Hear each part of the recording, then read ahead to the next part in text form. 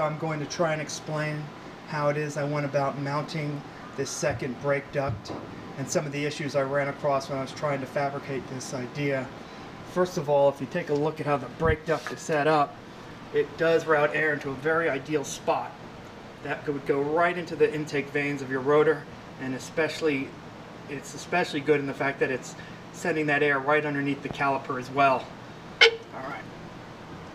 One of the issues you're going to notice if you did try to undertake this is that there is this brake line here which potentially, or in actuality, gets in the way of the brake duct. So this needs to be loosened and then rotated down to give you some space. Also, you notice the brake duct, when it comes out, it's going to have a tendency to want to hit the end link or want to hit the shock absorber if you don't design this correctly.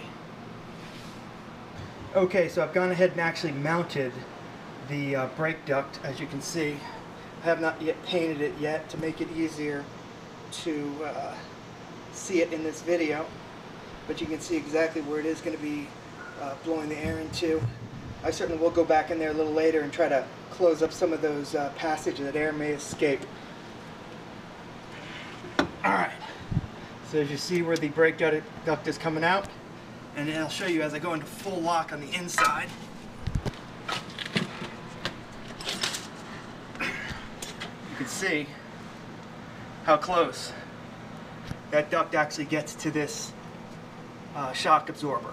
Not much room there. I'm probably going to go trim some more off the top just to give me a little bit more room. So you'll see the trick with that is when it was mounted, I mounted the duct so it goes, essentially it's going this way and up, and you have to do that to avoid hitting the shock absorber, the end link, and avoid hitting anything else in here and not kinking. So it can't just be straight out, it's got to be at the top of the duct, it's got to be pointing up and out. Okay, and just as I mentioned, and I'll show you my driver's side duct, you'll see this one looks extremely crude. Well, it is because that's what I was using as I was trying to mock this up, and it underwent a lot of different variations. However, you'll notice this one is made out of carbon fiber, and it's incredibly rigid and doesn't require the top bracing just because it is so rigid. This one could use some finishing. I'm not going to bother. I think it's fine. It works. Alright, so good luck to anyone who tries this.